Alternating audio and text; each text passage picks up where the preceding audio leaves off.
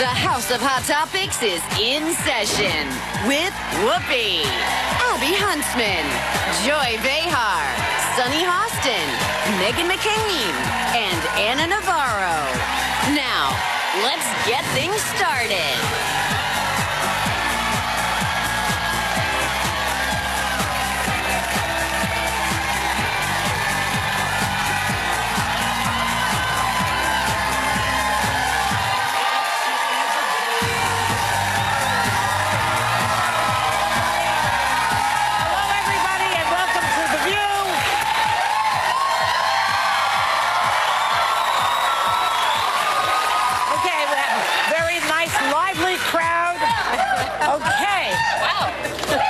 Wow. Okay, it's not a rock concert. And Whoopi is still on the mend. We're hoping she'll be back here soon, maybe next week. We'll see. Hurry back, Whoopi, and get well.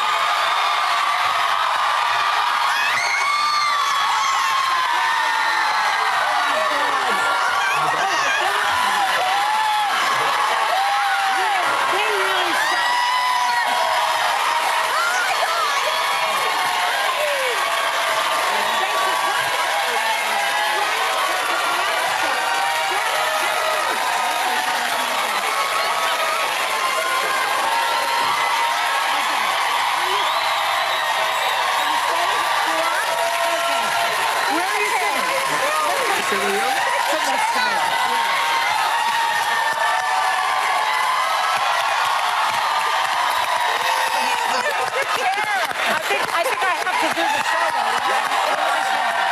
You see here. I need the camera. Oh, my God. Sit in my chair.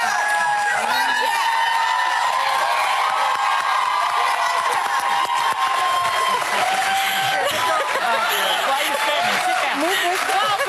I'm like... I know. I tell you, we do not know.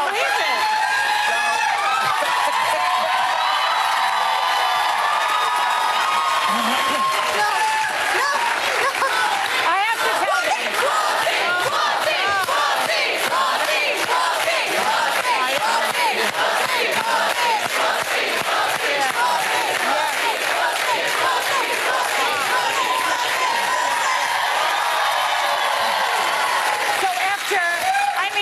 Tell everybody that Brian kept his big bazoo shut for Yeah, once in his life. No one told us a thing. What we're doing. Seriously, you can never leave me again. Ever. You cannot leave the show. We missed you so much. We are shocked personally. This show never keeps secrets. I thought next week. So, Whoopi, how are you feeling? So, This is my first foray out. Yeah. I am, I'm not there yet. I know that.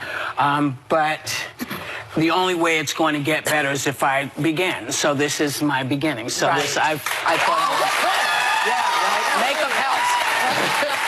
Makeup helps. So I still have a cough, and that's the last thing to go, apparently. Okay. But over the next week and a half, I will start to be here more often. But I wanted the first foray to come see y'all, because I really kind of missed y'all. Oh, no, we missed you too. Every day we talk about how you're on the mend and coming back soon. We missed you so much. My favorite thing of She almost went everything. into labor just now. I went into labor. I think some people actually thought you had left the country because of Trump. No, I think people, some people said to me, so, how did you get pregnant? And I couldn't figure out what they were talking about. And then I remembered that you had said, she's on maternity leave. Right. Yeah, exactly. Well, we did say, you did joke about that. It's sad that some people have no sense of humor. Well, they did.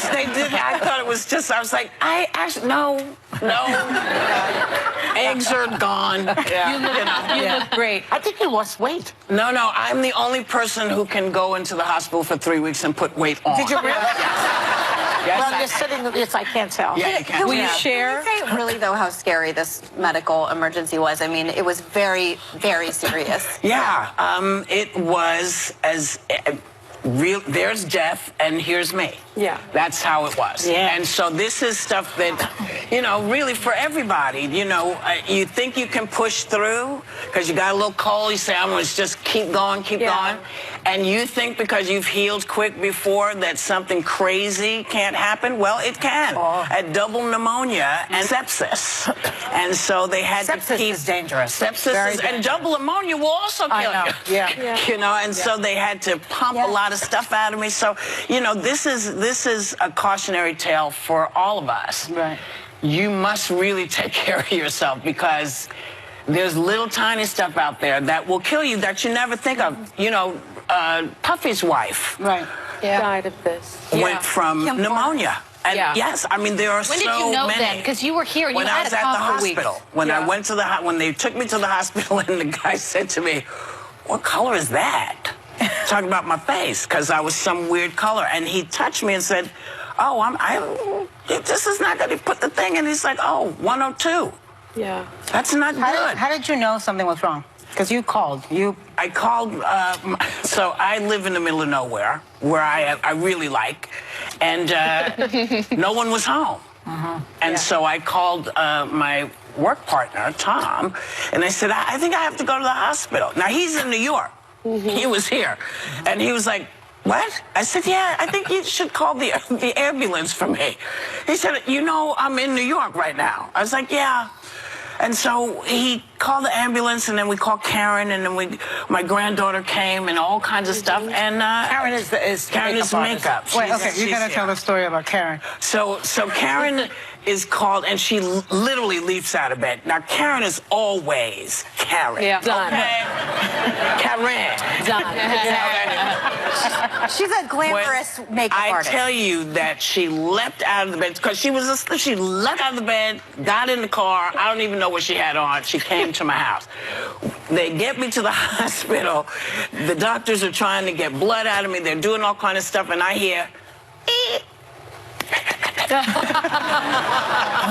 putting makeup on you? and I say, Karen, because she's in the next cubicle because they've separated. I said, Karen. She said, what, baby, you okay?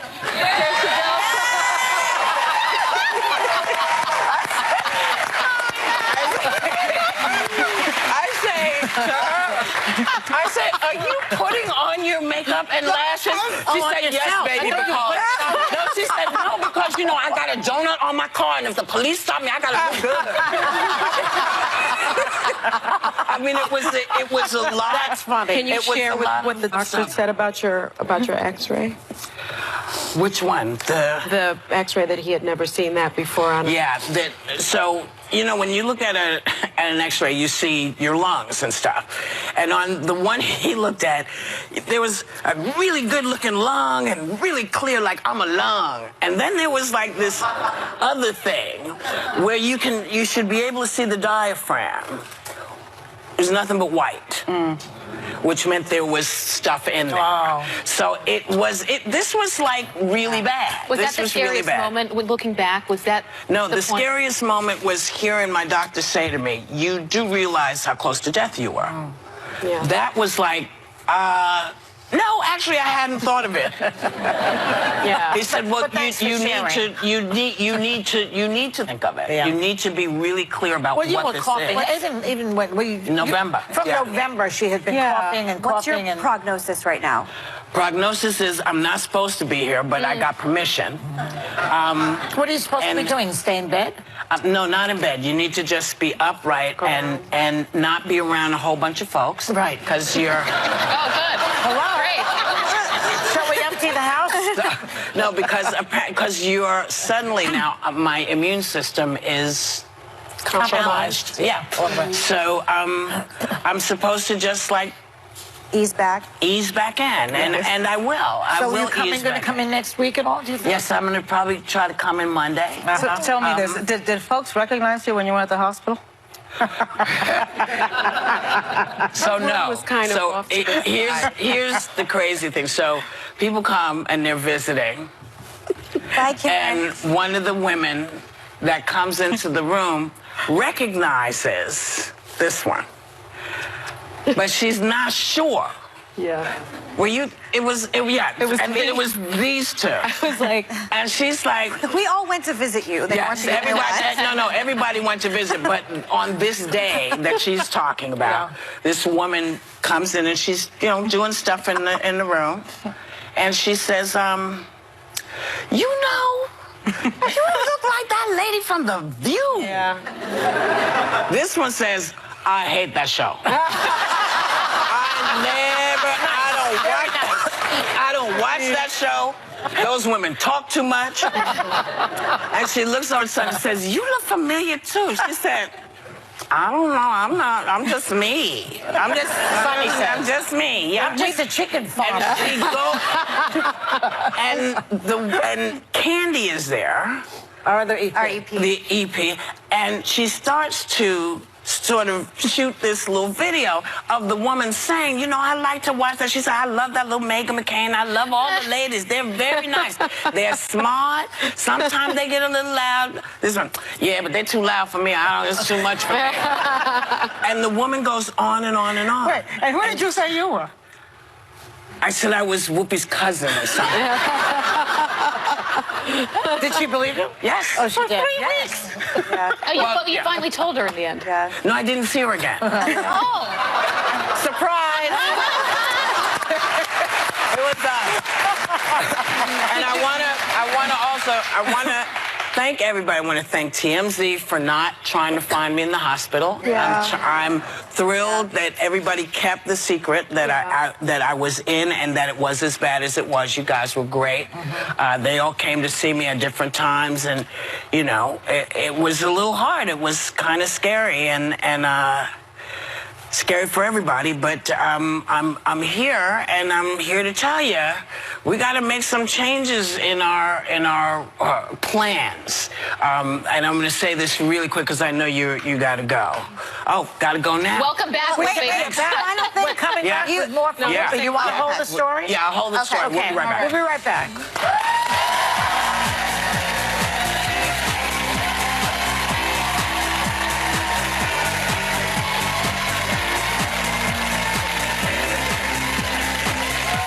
Tomorrow. Hurry back, Whoopi, and get well.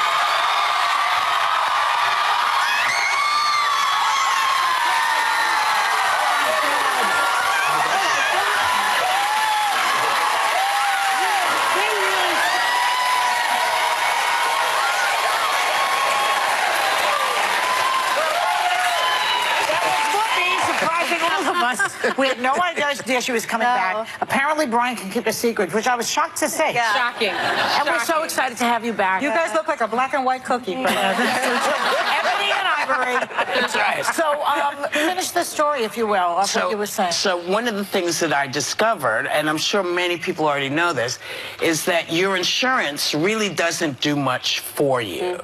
And the people who are saying no to you in insurance are not doctors. They are people who are looking at algorithms and things. And it got me to thinking, why is it that I've been paying insurance for almost 60 years and it hasn't rolled over?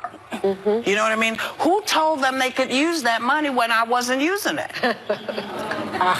So I kind of feel like this is something that, I don't know, some of those freshmen want to hook their fingers into something, hook their teeth into something, because I feel like if you're paying into your insurance, that money should roll over until you need it. Until you need it. It should be your insurance policy. I don't understand. Well, I know it's a business, and I don't mind them taking a little bit, but I don't remember when they said, well, we're just going to keep all this money, because people are busting their chops to pay this insurance. Yeah. But don't they use the money also for other sick people? The money gets circulated for other sick I don't people. know. I don't know what they do with it. I think they should sort of explain some of it, because everybody pays it. Everybody who pays into insurance, you should have some of that money should be sitting there for you in case you get really sick. But I was lucky. As you've had your issues with the insurance, and as I hear you talk, I can only think of the people who haven't had insurance. That's right. And you know what it's like for them knowing they don't have the resources. Yeah. You know. Well, you can that's go why to we the all have to poorhouse have very that quickly. level of People go into empathy. financial ruin over one illness. It's insane, and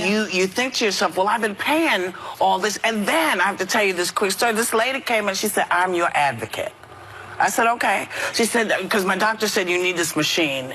If you do the machine and you do this breathing thing, you won't have to get this operation. I was like, great, let me do it.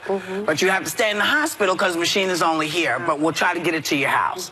So I said, okay. So I wait. I'm in the hospital an extra day, another extra day. I said, what's going on? I said, well, your insurance has said no to this. I said, well, can I lease it? Can I rent it? She said, well, I really don't know. I was like, well, this can't be the first time somebody has come in with this. What are you talking about? So then it turns out my doctor wants me to get a very specific machine, which the advocate is trying to give me a different machine.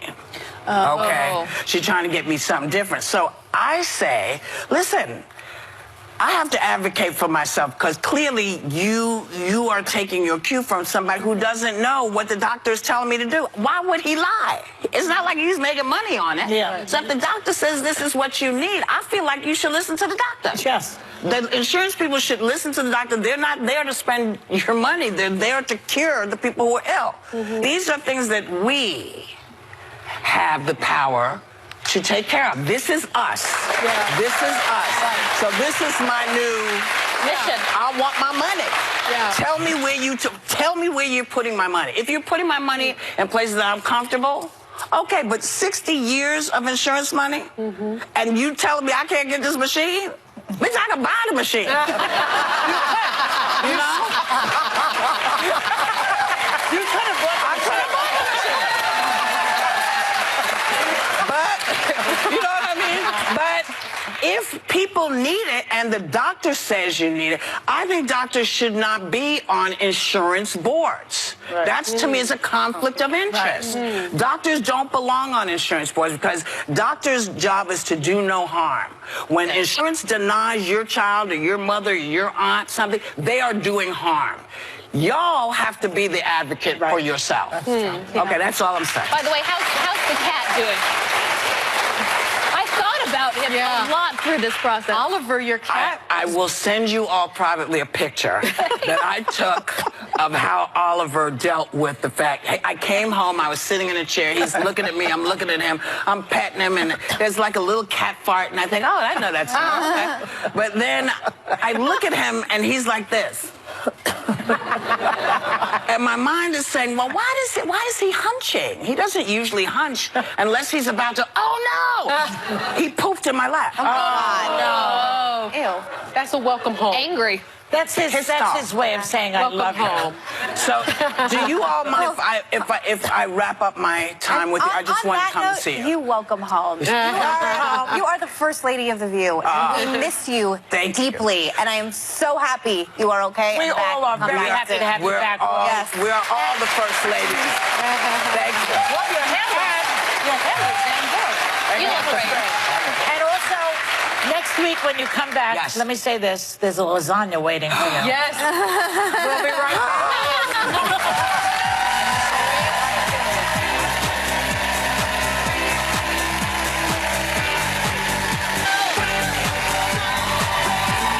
Welcome back. So after months of teasing and foreplay, Whoopi came back. No, former Texas Congressman Beto O'Rourke finally said he's going for it. Watch. Amy and I are happy to share with you that I'm running to serve you as the next president of the United States of America. This is a defining moment of truth for this country and for every single one of us. The challenges that we face right now, the interconnected crises in our economy, our democracy, and our climate have never been greater. And they will either consume us or they will afford us the greatest opportunity to unleash the genius of the United States of America. I'm a little unnerved by the way his wife looks at him. It's like the same way Trump looks at Putin, you know? that adoring, Nancy Reagan had it, you know, they were. So, there are 13 Democratic candidates officially running and 3 who are looking into it. Yeah. Now, what do you think about Beto? Just one point when Whoopi was talking about health care. He believes in health care for everybody, but he doesn't believe in single payer. Yeah. So I presume that means extending Obamacare. Am I right? Well, Yeah. or a dual system. He believes you can have a private insurance system and also And perhaps government. have a government-run system I like as well. that. But I think he's seeing that the candidates that you've mentioned, a lot of them have moved a little bit more progressive on something like healthcare, for example, that he sees more of a lane for him. I think Biden may take that. He should be concerned if Biden jumps in. Where he can, because in Iowa right now, he is campaigning, and I think it's 8 districts that were won by Obama and then won by Trump. So in his mind, it's how do I capture the swing vote? How do I capture not just Democrats, but people that I can bring over from Trump? The article, full disclosure here, when my dad announced right after he did it, Annie Leibovitz spread, which is what he did in Vogue, and that was probably the worst decision that my dad made running for president, because you're appealing to the elite media. When people in Iowa are not waking up and reading Vogue, they're not waking up and reading Vanity Fair. And I hope he has better success than our family had. But I do think, I agree with her. I think it looks a little too polished, a little too contrived, too scripted, a little too perfect. You know, every hair out of place, the perfect dog. It's so insulting to the people in the middle of the country. But we're supposed to put in fishing and tackling. I mean, it's insulting. Well, they read Vanity Fair. I love fishing and tackling. But they read Vanity Fair in Iowa too. They do, but they care more. There's adages in politics that still haven't changed even in the Trump years, and one of it is always start local and then go national. He should be at the Des Moines Register, the Concord Monitor in New Hampshire. He should be doing local press. I'm sure he will. With local. But when you blast it out, I'm the Vanity Fair cover. By the way, I would like to show Marco Rubio on Time Magazine's cover as the savior in 2013, and Elizabeth Warren, a New York Magazine front runner. These things I'm very superstitious about things like this. You want to come out blasting that you're out front first. We all know how it ended up working for Marco Rubio, and Elizabeth Warren ain't polling too well right now. I'm just thrilled that there are so many people that are willing to serve our country. I want to hear more. I want to hear more from everyone, and I'm thrilled that people are willing to take on a disaster of administration. There's going to be a lot of enthusiasm, a lot of energy, a lot of variety, a lot of attention, a lot of media coverage. I think it's going to be a fun primary for Democrats. And I think Beto O'Rourke should come on The View. We'll be right back. The View would like to thank Apple and Eve for providing our entire studio audience with a bottle of their delicious juice.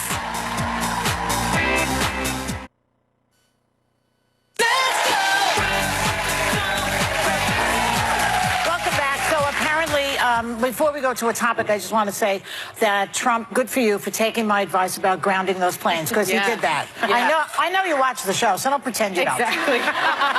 Okay, apparently men and women are on completely different schedules when it comes to sexy time. Studies found that women are most in the mood at 11:21 p.m.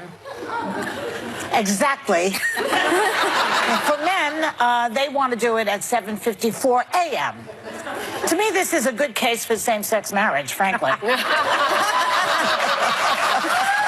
true. Yeah. Good. That is good. That's true. So what Frisky Brian over there says he sent Alexa a text, set all the alarm clocks to 11:21 p.m.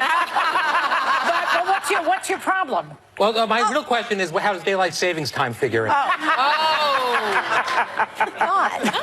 Unclear. What do you think? It's really true. I mean, Well, when you're pregnant, you any time of day, or it's like either don't touch me or there's no in between. Yeah. But last night, for example, like women worry more, so I feel like we're just up. Like I have a hard time falling asleep, especially now. Last night I looked over, he's just snoring away. Not a worry in the world. I have my big pregnancy pillow between my legs. I got to get up to pee. I'm thinking about our dog. That sounds so sexy. It is very sexy. It is very sexy. But it is true about men, by the way. Early in the morning, I don't think anyone here can disagree with that one. Because they're rested, so to speak. Yeah. Honey, listen, I'm married to a 70-year-old Cuban. Whenever he's ready, I'm ready. Dime, papi. All I can say is thank you, Viagra. I guess it's tough for us. You want me to say it to you in Spanish? Say, gracias. Gracias, Viagra. I don't know. All right, everyone. Okay. 7:54 a.m. I mean, I am actually a night owl, but My husband's a surgeon. I mean, he's at 7:54 a.m. He's at the hospital already. That you so should he's worry about feeling that. hot and bothered at the hospital already. Oh, God. Here we go with the jealousy. Oh, here we go. Now I'm She's annoyed. ridiculous. I think we should talk about Brian's sex life again. I think Brian's You sex know? life, if I have to sit through this, so do you. Okay? We're not talking about it. I don't know. Yeah, what about Brian and his wife? We're moving on. Your poor wife, Brian. What about you, Joy? I can say get off of me any time of day. No, wait, so you have a formula. Yeah, I do. Yes, If you yeah. want to have a great Oh, my sex life God. and you're married a long time and you're really sick of each other, but he still wants to do it usually more than you do. This is for the women.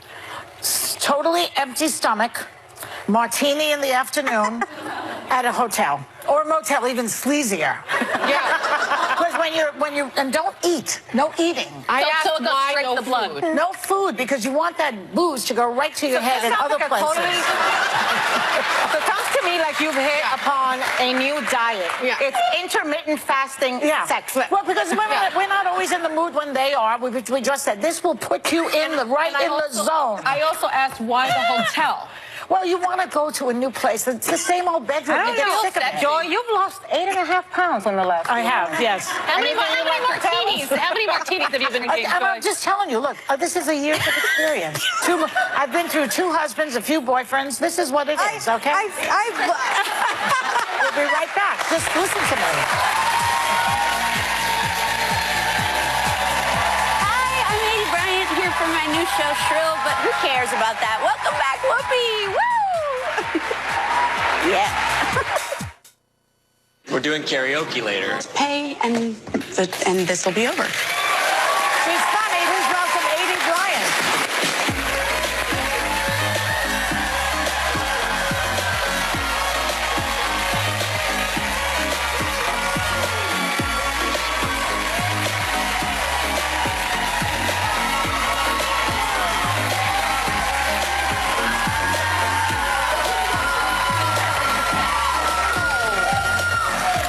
Welcome to the show. Very funny lady. You've been on SNL for what, 7 years now? 7 years, Wow, yeah. that's a long time. You're telling me. Yeah. Yeah, because they eat up people over there. Yeah. You must be good. Oh, well. You also were nominated this year for an Emmy. Yeah. Yes. And I understand that you really scored a great seat between Justin Timberlake and Milo Ventimiglia. What can I say? Who smells better? Tough to. I was sniffing all around. I was like, soaking it all in. Wow. That's amazing. I do what I have to. I'm with you. I'm so upset they killed him from This Is Us. know. And now you and your BFF, Kate McKinnon. Yeah. You often write together. You did skits together when she's still there. You do the funniest. She's hilarious also. The two of you are so funny, ladies. How does that work out for the two of you writing together? How does that work? I mean, it's great. We started together, so there's like a natural, we've been in the trenches together, so we love to write together and do sketches together because I always, we laugh at each other and that makes it harder to get through the sketches, but it's worth it. Do you have to fight to get your sketches on, or is it really easy? It's a fight, but I mean, that's kind of part of what SNL is it is merit-based, if you can write a good sketch, it'll get on. And I think that's like kind of a cool process. It is. Yeah. But Lorne is the captain. He makes the decision. And absolutely, and Captain, thank you. Aidy, I'm so excited you're here because we're both from Phoenix. We went to the same high school. I was 2 years older than you. Can you 2 years believe? above her. Xavier, what's up? 2 chicks on mainstream TV. Hello. You also impersonate me on SNL, and I loved it, by the way. I love this move. Yes. I loved it. I loved it. Oh, but when you impersonate people, do you ever worry they'll get mad? Of course, yeah. That's the nightmare of it, I think. But you were got very the pussy kind about bow. it. I wear them almost every day, so thank you for getting my clothes right. I did what I could. Thank you. Yeah, it is kind of scary, but I feel like you try to kind of just boil them down to like what's an interesting quality about them, and then kind of blow that up bigger and hope that they have a sense of humor about it, which you did, and thank you. Do you ever get blowback? Sarah Do you ever get blowback? Oh Oh, yeah. I mean, I'm sure there have been people who didn't like it. I've never heard anything from Sarah Huckabee Sanders, and so I just assume she loves it. Yeah, right. Don't assume that. We'll stay with your assumption. Yeah. Okay. Well, your new show on Hulu, Shrill, is hilarious. It's so funny, and it's based on the memoir by fat acceptance activist Lindy West. It's already been called one of the most body positive shows ever.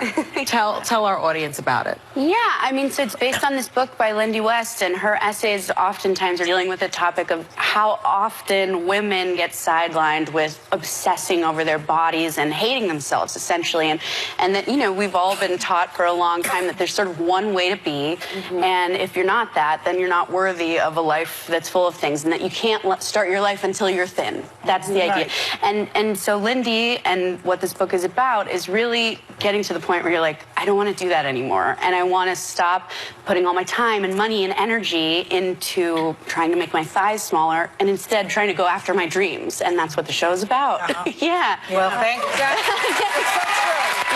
And you say that some of the specific plot lines are based on some of your real life experiences. Yeah. I have a question. One of the plot lines has a personal trainer going up to you and talking about that there's a skinny person trying to break free from in your body? Yeah, so in the first episode, there's a moment where a personal trainer kind of grabs my wrist and she's like, you're a small person underneath there. You're not meant to carry around all this extra weight.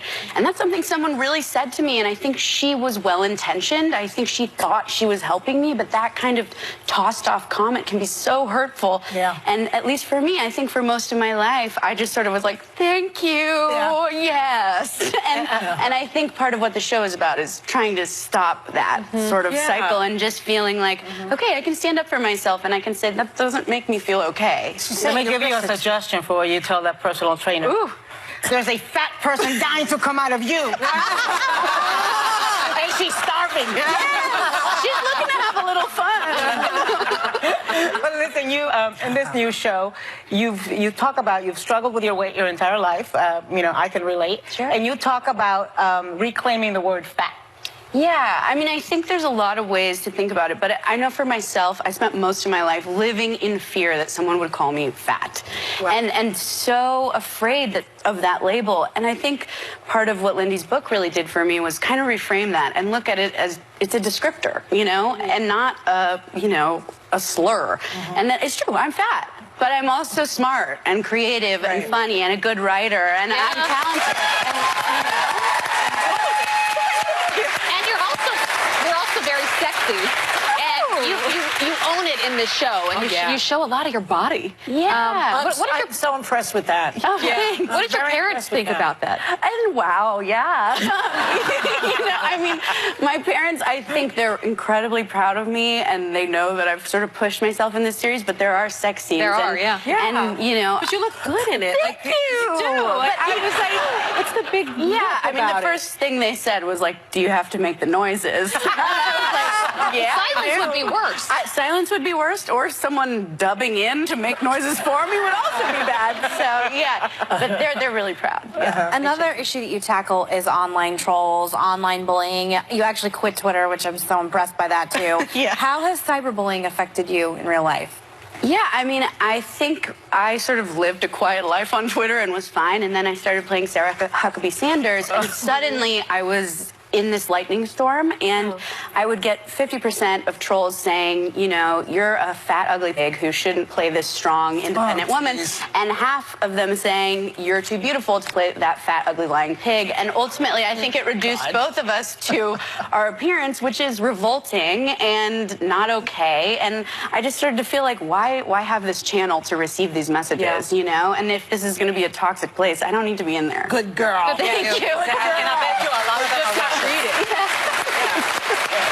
Yeah, we're so happy for your success. Thank you. And we're happy for your parents. Thank you. And our high school. And we're happy for your high school. Oh, yes. So we love you. Thank you for coming. Aidy Bryant, all 6 episodes of Shrill stream tomorrow on Hulu, and we'll be right back.